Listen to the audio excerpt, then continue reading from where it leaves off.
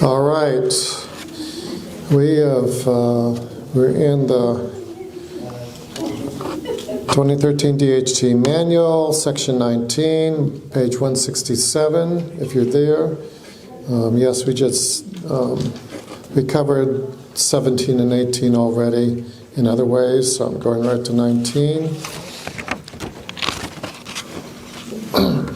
Objections to divine healing, but by prayer and fasting. How many people have heard about that? Yeah. Okay, so we need to address that.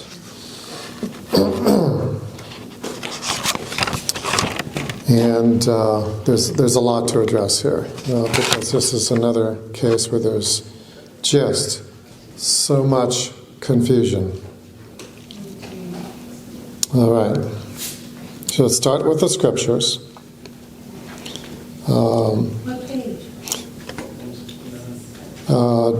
Again, 2013 DHT Manual, section 19, page 167, if you have it. And all that's going to do is bring up the scriptures in Matthew 17 and Mark 9. Okay, so Matthew 17, 14 through 21. Okay, so when they were come to the multitude, there came to him a certain man kneeling down and saying to him and saying, Lord, have mercy on my son, for he is lunatic, sore vexed. For oft times he falls into the fire and oft into the water. And I brought him to your disciples, and they could not cure him. Then Jesus answered and said, O faithless and perverse generation, how long shall I be with you? How long shall I suffer you? Bring him to me.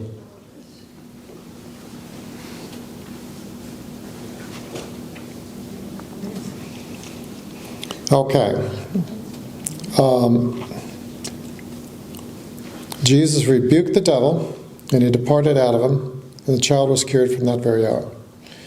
Then came the disciples to Jesus apart and said, Why could not we cast him out?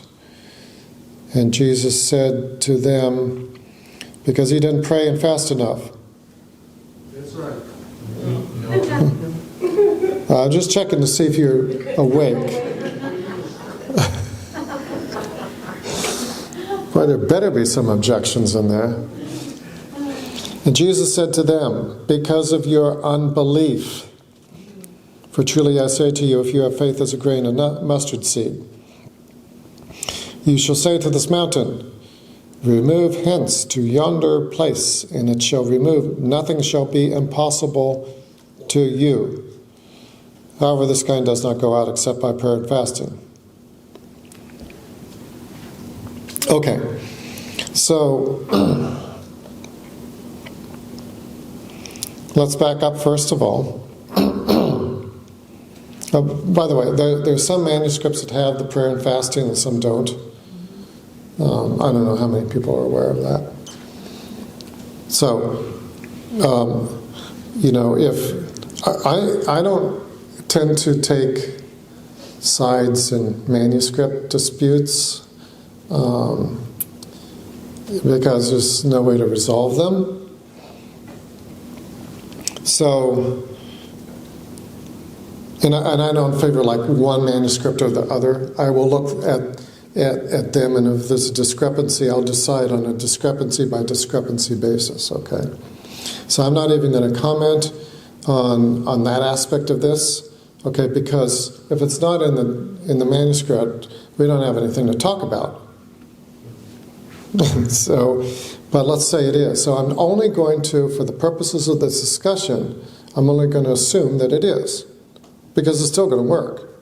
It's not going to change anything. I haven't found a manuscript discrepancy. Listen, I have the, I've gone through the Greek text. I routinely do. I have the Nestle Aland, version 28 with critical apparatus. Critical apparatus means that it's got all the critical text. It's got the annotations. That thing, it's not as if I'm a fan of Nestle Aland, Westcott Hort over, the Byzantine type manuscripts or anything like that. It's not that. It's that particular, with the critical text, shows me where the discrepancies are and shows me what the other manuscripts say, the exceptions. So I go through routinely and check, okay, is there any discrepancy here? And in 99.9% of the cases, it doesn't make any difference. More than 99.9. It just doesn't make any difference. It's something, this one says amen and this one doesn't, or this one, and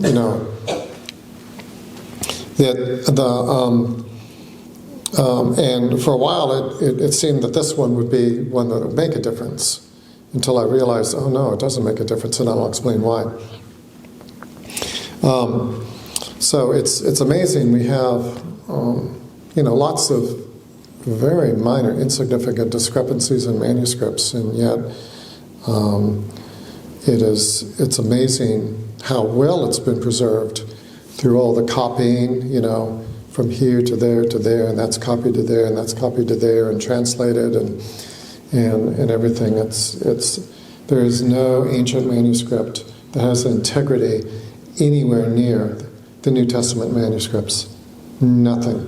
You look at Shakespeare, there are lots of copies of that, and that's like all these discrepancies and things, and other works, and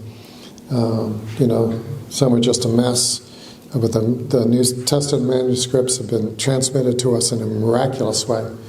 I'm sure there are a few minor things, but they really don't make any difference, and neither is this one going to, as I'm about to explain. So, for the purposes of this discussion, I'm just going to assume that it's in there, just so we could discuss it. Now, the prayer and fasting, let's suppose that Jesus said, this kind does not go out except by prayer and fasting. Here's the first question. Let's go back to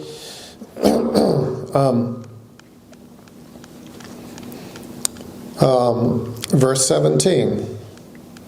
O faithless and perverse generation, how long shall I be with you? How long shall I suffer you? Bring him to me. What did he not say? He did not say, I got to go out and pray and fast about this, right? What did Jesus do? He rebuked the devil and he departed it out of him. Did Jesus fast the devil out? No. He did not fast the devil out of the boy. Okay, so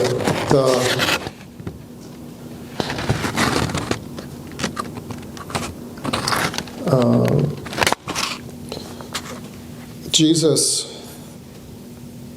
then says, this kind does not go out except by prayer and fasting. What's the last thing he was talking about? Correct, unbelief. So assuming this is in there, he's saying that this kind of unbelief does not go out except by prayer and fasting. Not the devil.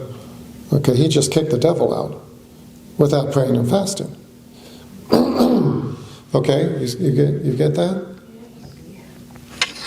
So now you could consider, well, this kind of what? Unbelief does not go out except by prayer and fasting.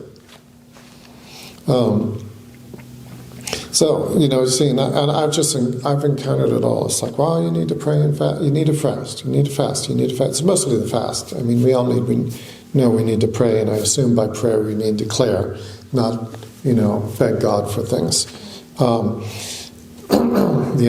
That's a different topic altogether that we kind of addressed, right? Or at least addressed briefly. Now, the fasting part of it, they're saying, well, see there, he said fasting. This kind of unbelief. It's just, some things are so obvious that you can just, read the text. Okay, and so I asked one of these people,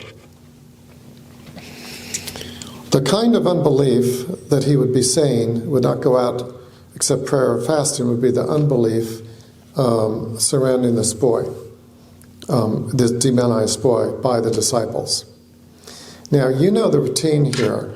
I think in Luke, where's the parallel account in Luke? Could somebody look that up for me? He doesn't have it here. That gives just more detail. Okay, so the boy is kind of the rolling on the floor, foaming in the mouth thing. Okay. Somebody had said, you see a grand mal seizure or something like that's pretty scary, right? He saw Jesus, and immediately the boy, the demon threw the boy into the routine. Okay, so we know what the demon would have done with the disciples. Same thing. Boy falls down, rolls on the ground. If there was a fireplace there, he'd probably try to roll into the fire or whatever. So it's crazy stuff. Now, then Jesus tells the devil to come out of him, and the boy, remember what happens next? He drops down as if dead. Right? So the boy's lying there dead now. So this is devil tactic number 2. He's dead. Now that he's dead, there's a crowd running to the scene. Remember that in the account? And people are coming. But Jesus, unfazed, picks him up alive. So you probably pull this thing, same thing with the disciples. You've got, first of all, the crazy stuff on the floor, rolling around on the floor, acting crazy, and then whatever it would take to draw a scene of people. Now, when you have an audience, okay, that becomes a more scary proposition. Okay, you're the disciple of Jesus. What you going to do? And everybody's watching you. All the ingredients here for tripping them up. And so if the boy falls down like that and does this act, and the disciples are like, ooh, that's unbelief. That's that kind of unbelief.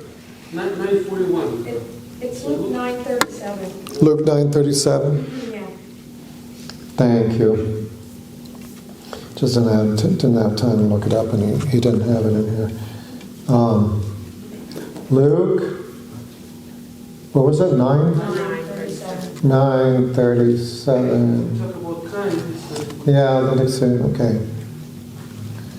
And the next day when they came down from the mountain, a large crowd met him. And a man from a crowd shouted, saying, "Teacher, I beg you to look upon my son, for he is my only boy." The spirit seizes him, and he suddenly screams and throws him into a convulsion, foaming at the mouth. And only with difficulty does it leave him, mauling him as it leaves. I begged your disciples to cast it out, and they could not. And Jesus answered and said, "You unbelieving and perverted generation, how long shall I put up with you? Bring your son here."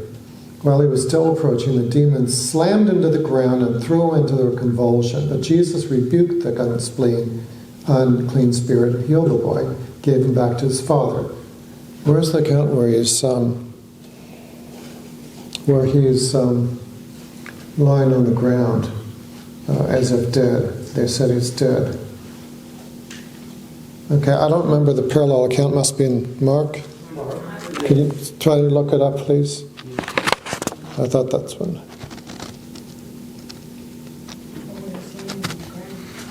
Oh no, he's got it here. Matthew 17. Okay, it doesn't have Mark.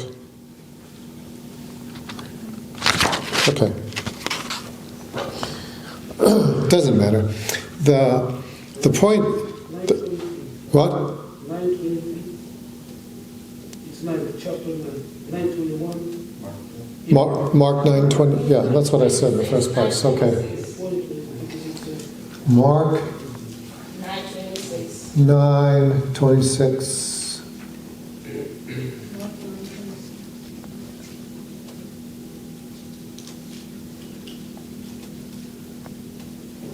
Right. It said, after crying out and throwing him into terrible convulsions, it came out, and the boy became so much like a corpse that most of them said, he is dead. Okay, yeah, that's what I was looking for. Okay. So, what I'm driving at is, I asked one of these prayer and fasting people, advocates, okay, if you, and there's at least one or two of them on my own team. It's like, we need to, and they're willing to accept this as, you don't fast out a devil. They said, well, you fast because of, unbelief. And I said, if you saw a demon throw a man or a boy down on the ground, rolling on the ground, foaming in the mouth, would you be in unbelief about whether you could cast that demon out? And they said, no. I said, well, if he was lying there as if dead, would you like this? Like, oh no, we'll kick that thing out. And I said, then you don't have that kind of unbelief.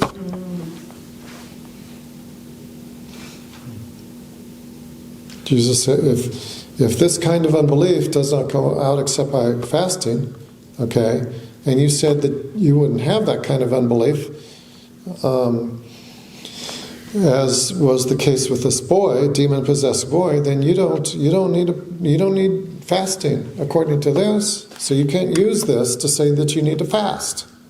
Do you all follow that? That's right. Okay. Now let's just back up a little bit here. First of all, you cannot manipulate God. Okay? We drive out demons and we heal the sick by faith and authority. Has everybody agreed on that? Yes. I hope so, because I've been going 2.5 days. Right? 2.5 days reinforcing this. Okay? Begging God doesn't help, if that's what you mean by prayer. And fasting is certainly not going to help. Because all the fasting in the world is not going to convince God to do something, especially when He has told you to do it.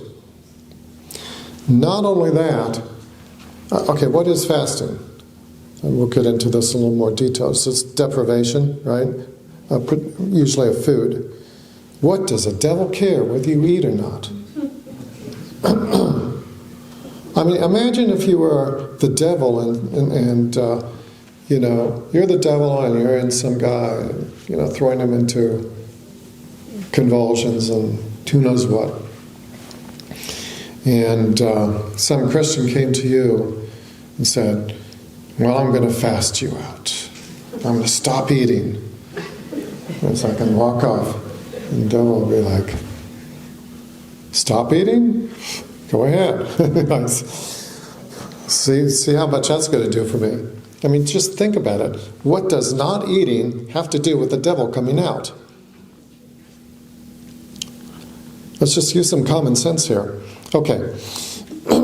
So you're not going to manipulate God by not eating, and you're also not going to manipulate a devil by not eating. The devil will probably like it. It's like, oh, good, you go hungry for a little while.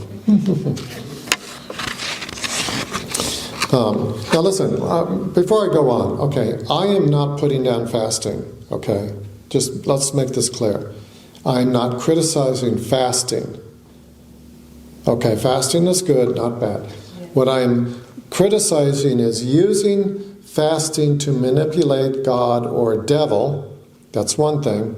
And the other thing is trying to teach or explain that you must fast according, to there's some scriptural command to fast. For example, in here. And they make this out to be a command. It is not a command. Okay, so I'm focusing on the negative here. Okay, that does not mean that fasting is bad. Okay. Now, if you can't fast a devil out and you can't manipulate God to cast a devil out or whatever by fasting, then what does fasting do? Well, normally fasting is when you deprive your body from food. Okay, so who does that affect? You, that's right. Fasting is to affect you, not God, not the devil, and not anybody else, because remember Jesus said, if you're going to, you're talking about if you're going to fast, you don't transfigure your face and, oh, I'm fasting, look at my religious show. Okay, he said go in and clean yourself up, and if you're going to pray, pray in your closet. You know, the context is that you're not going to do this for show. So it's not for the devil, it's not for God, and it's not for the population around you to observe you doing it. Then it can only be for you. Okay, and there's, you know, there's good reasons. Okay, your body says, feed me, feed me, feed me, feed me.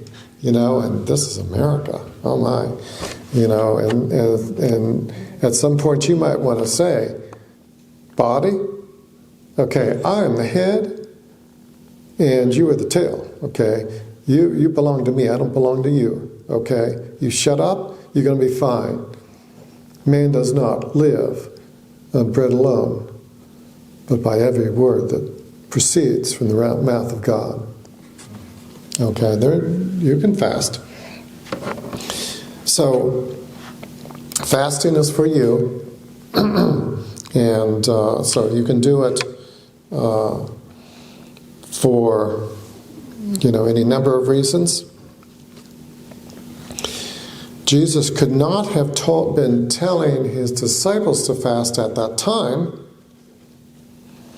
because, as we read in Matthew 9:14 to 15, that's the next thing. Then came to him the disciples of John, saying, why do we and the Pharisees fast often, but your disciples do not fast? And Jesus said to them, can the children of the bride chamber mourn as long as the bridegroom is with them? But the days will come when the bridegroom shall be taken from them, and then they will fast. Okay, so right here, Jesus just made a statement that said, I don't expect my disciples to fast while I'm with him, while they are with me. Okay, so how could he be telling the disciples that they have to fast some demon out, or fast for any reason at all, if he just made the explanation to the disciples of John the Baptist that the children of the bride chamber can't mourn as long as the bridegroom, that's Jesus, is with them. Y'all got that? Good. And it repeats that in Mark 2:18 to 20. Okay. Now let me add something to that. Because they'll come back and say, well, see, after Jesus is gone, then we have the command to fast. No, it's not a command. It says they will fast. Okay? For one thing. And then I was considering, well, Jesus is taken away, but wait a minute. Jesus is in you. Do you realize that? Jesus is not apart from us. Right? So what's Jesus referring to? Aha. Whenever does Jesus go back and refer to physical things? You know, when he talks about, well, I have meat to eat that you don't know of. You know, man does not live on bread alone, but by every word that proceeds off from the mouth of God. You know, I am the good shepherd. I am, from, streams of living water. He's always talking in figures of speeches and spiritual things, right? And then I realized, but the days will come when the bridegroom shall be taken from them, and then they shall fast. Fast from what? The bridegroom. He's making a prophetic statement that the children of the bride chamber will not mourn as long as the bridegroom is with them. But when the bridegroom is taken from him, that's when he's buried in the ground.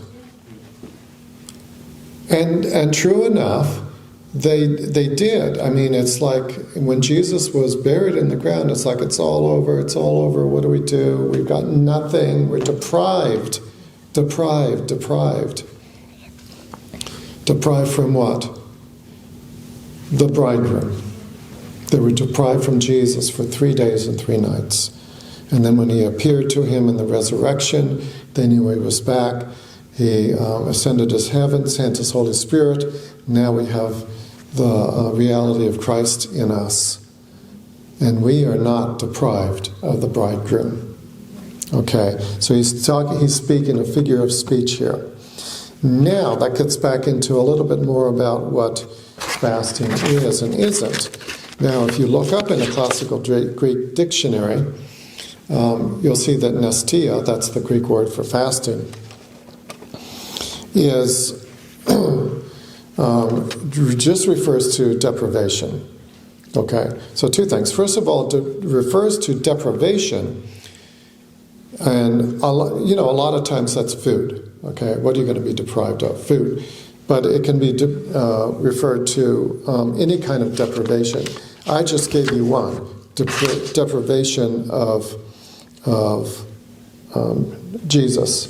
Okay, now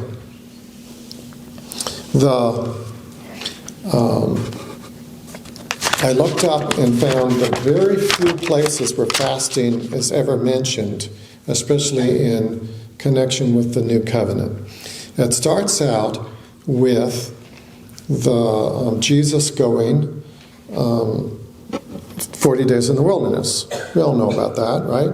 And so these fasting advocates are saying, you gotta fast. Jesus fasted 40 days. He went out to the wilderness to fast. Nope. Read your Bible. Read every word. Read it slowly. He was sent out to the wilderness to be tempted of the devil. Okay? It does not say he was sent out to the wilderness to fast. You see, when we hear fast, we think religious act of piety. The generic word means deprivation, usually of food, but could be something else.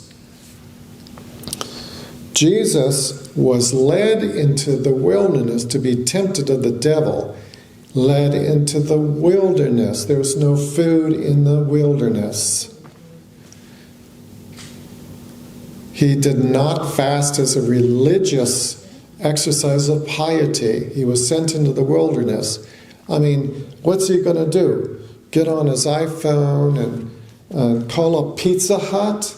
Well, it's just like, send. I'm in the middle of nowhere. Can you get a helicopter and do an airdrop or something? Because I'm hungry. I mean, come on. There's no food. And so at the end of that, of course, the devil does tempt him. He says, and it says he's hungry. At the end of 40 days, he's hungry. Okay. And the devil says, if you're the Son of God, turn these stones to bread. And Jesus said, man does not live on bread alone, but by every word that proceeds from the mouth of God. Shut up, devil. So, the whole point of this is that Jesus was out there in the wilderness and there was no food, and he was deprived of food. It's not that he went out there too fast. Okay, we're done with the Jesus thing. All right. Then there are, there are cases where as I just mentioned, if you fast, and so that's if you fast, not you must fast, then, clean your face, wash up and everything, don't make a show of it. That's in the Gospels, that's Jesus speaking. Then there was Cornelius, who was fasting. He's a Gentile. You see, what I narrowed it down to, where is it after the time of Pentecost in the New Covenant Church where any Christians fasted, and fasted intentionally? Okay. There were other cases there where, for example, Jesus in the Gospels, the feeding of 5,000 or the 4,000, I can't remember which one or both it was, and he said, should we dismiss these people fasting? Okay? It uses that word. And then the disciples say, where could we buy food from them, for them? The whole story. We wouldn't have enough money to buy all the food, all these people, all this kind of stuff. We should not dismiss them fasting. What does that mean? Well, Jesus had healed all the sick people, then they're all up being taught by him for who knows how many hours, and now they're hungry, and dismissing them, without food. Now, you have to realize, I can get on my, it's not an iPhone, it's an Android phone, but call Pizza Hut, okay, and Pizza Hut will drive to the door and get me some pizza. Or I could ask, one of you ladies, and you'll go to that restaurant with the seafood pizza.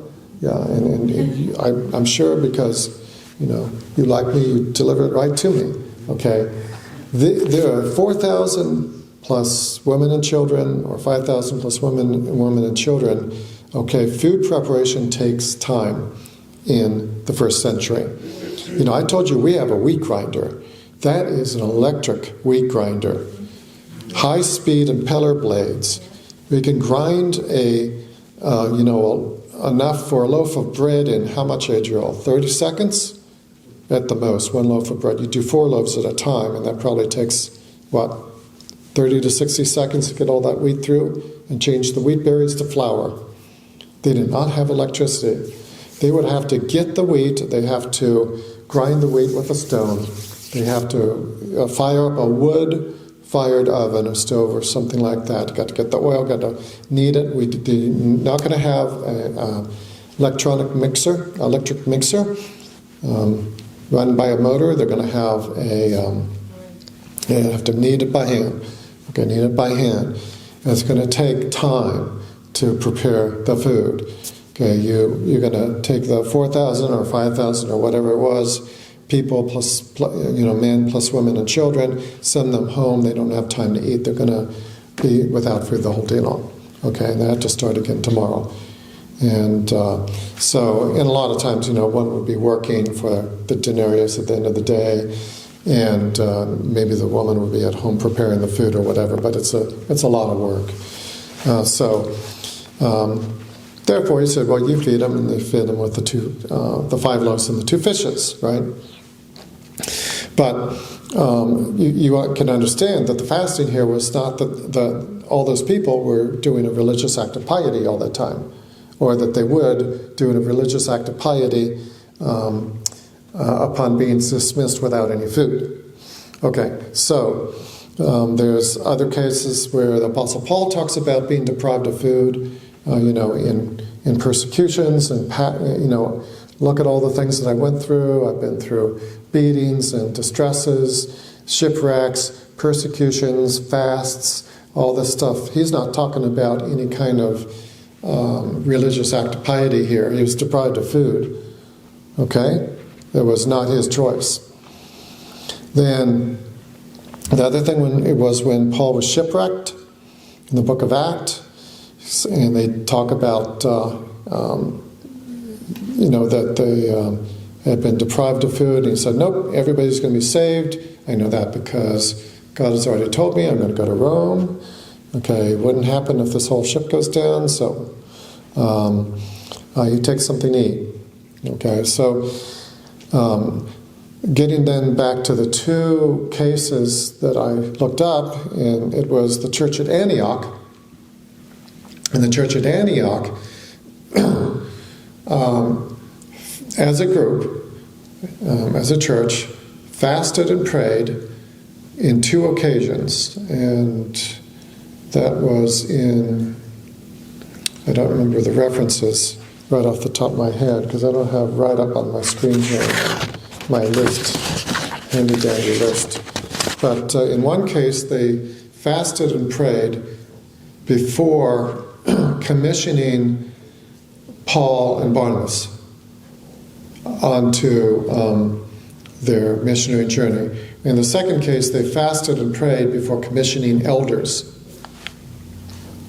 Okay, as a group. Now, I even thought about that.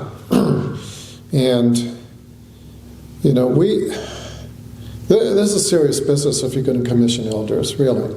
You know, you have to think about who you are appointing to be, you know, leading and shepherding and overseeing the flock, and what their qualifications are and all that kind of stuff. It's serious business.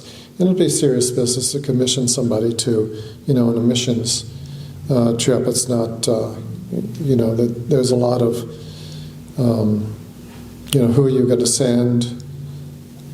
Who are you going to send with them? And so on. And we had a situation in our life team that happened, and that, you know, we've had these get-togethers, group get-togethers, and they're often potlucks, you know, and things like that. Well, there was always food involved, and I observed that every time we had this big, you know, group get-together, apart from our normal, you know, meetings out in the streets and so on, that it's all about the food. And so there are all these preparations, and people are saying, well, I'm going to bring this and you're going to bring that, and so people are busying themselves. Well, you know that it's an American tradition, okay? So you know what I'm talking about.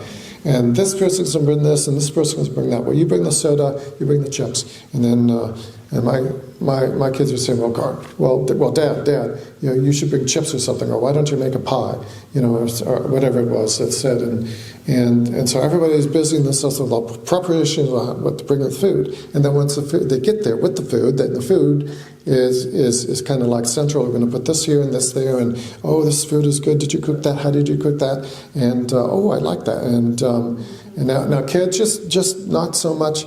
And then you know, all the food, and it's food, and then at the end of the whole meeting, if you talked about anything spiritual, then it's time for cleanup. What a mess! Okay, we got to get all this stuff up. Okay, and I'm like, this is all about the food. Okay, no, don't tell me this is fellowship. Okay, this is a potluck social. Okay, and the next meeting we're having, no food. And so I had to like beat some people down. It's like one person said, well, you know, we're going to have communion, so why don't we have Adriel make his great bread, right? Didn't he say that?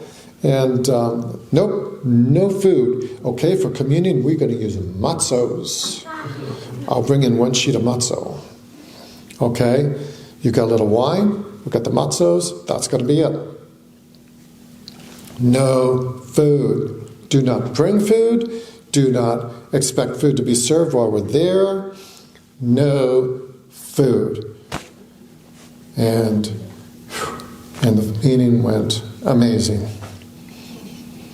There was no food to focus on, and we were just, there were people ministering, serving each other, and people were saying how great it was. Okay, so it's just personal experience with this. So now let's go back to this church at Antioch and the two occasions that they fasted. Now, for them to make a community meal is going to require a lot of preparation. And it's going to be the same thing again, except they're going to have to spend a lot much more time cooking it. Okay, you're not going to be making a dish, putting it in the car and driving it, okay, and then maybe heating it up in the microwave when you get there, if it's not, or the electric crock pot or whatever. Okay, this would consume, in a practical sense, a lot of their meeting time. So therefore, it is my view that the main reason that the Church of Antioch was fasting was to get the food out of the picture. The same way for our last meeting, I said we're going to get the food out of the equation. Okay, and now we are left with no examples, if that's the case, of somebody fasting in the New Covenant sense. I understand in the Old Covenant and in the Old Testament there were people who fasted and put on sackcloth and ashes and all kinds of stuff. Okay, I understand that, but we're not living in the Old Covenant. We're living in the New Covenant. So there are no examples, New Covenant examples for us to follow of Christians fasting as an act of, as an act of piety, as a discipline. Now, I got to repeat this again. Am I putting down fasting? No. Okay. If you need to fast, then fast. And you could say that, in a sense, it was for a spiritual reason that I said, our next group meeting, no food. You know what? I did not want to call it fasting. You say, we're doing fasting? Oh, you can't put that on people. It's an individual decision. Oh, blah, blah, blah. No. I said no food at the meeting. The meeting is only going to go through 3 hours. If you have to eat something, eat before you come there. Eat in the car or something. You are not going to starve in 3 hours. I have no sympathy for anybody who cannot be away from food for 3 hours. Okay? But I did not call it fasting because as soon as you say fasting, you get this whole religious thing. I said no food. But really, what I was saying was fast for 3 hours. If you want to put it that way. You understand what I'm saying? Okay, so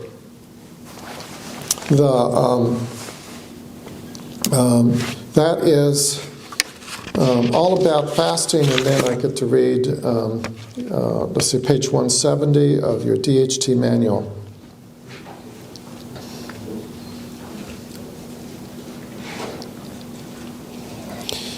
The true fast, Isaiah 58. These people, obviously the Israelites were fasting for various things. Let's see. Cry aloud, spare not, lift up your voice. No, I don't like this. I'm going to put this in, get a modern translation. I'm sorry. Isaiah 58. There's nothing wrong with the King James 400 years ago. Okay. Cry loudly, do not hold back. Raise your voice like a trumpet and declare to my people their transgression and to the house of Jacob their sins. Yet they seek me day by day and delight to know my ways. As a nation that has done righteousness and has not forsaken the ordinance of their God. They ask me for just decisions. They delight in the nearness of God. Why have we fasted and you do not see? Why have we humbled ourselves and you do not notice? Behold, on the day of your fast, you find your desire. You drive hard all your workers. Behold, you fast for contention and strife and strike with a wicked fist. You do not fast like you do today to make your voice heard on high. Is it a fast like this, which I choose, a day for a man to humble himself? Is it for bowing one's head like a reed, or for spreading out sackcloth and ashes as a bed? Will you call this a fast, even an acceptable day to the Lord? Is this not the fast I have chosen, to loose the bonds of wickedness, to undo the bands of the yoke, to let the oppressed go free, and to break every yoke? Is it not to divide your bread with the hungry, and bring the homeless poor into the house? When you see the naked, to cover him, and not to hide yourself from your own flesh. Then your light will break out like the dawn, and your recovery will speedily spring forth, and your righteousness will go before you. The glory of the Lord will be your rear guard. Then you will call, and the Lord will answer. You will cry, and he will say, Here I am. If you remove the yoke from your midst, the pointing of the finger and the speaking of wickedness, and if you give yourself to the hungry and satisfy the desire of the afflicted, then your light will rise in the darkness, and your gloom will become like midday, and the Lord will continually guide you and satisfy your desire in scorched places and give strength to your bones, and you will be like a watered garden and like a spring of water whose waters do not fail. Those from among you will rebuild the ancient ruins. You will raise up the age-old foundations, and you will be called the repairer of the breach, the restorer of the streets in which to dwell.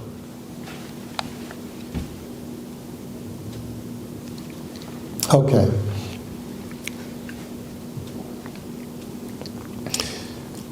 Now,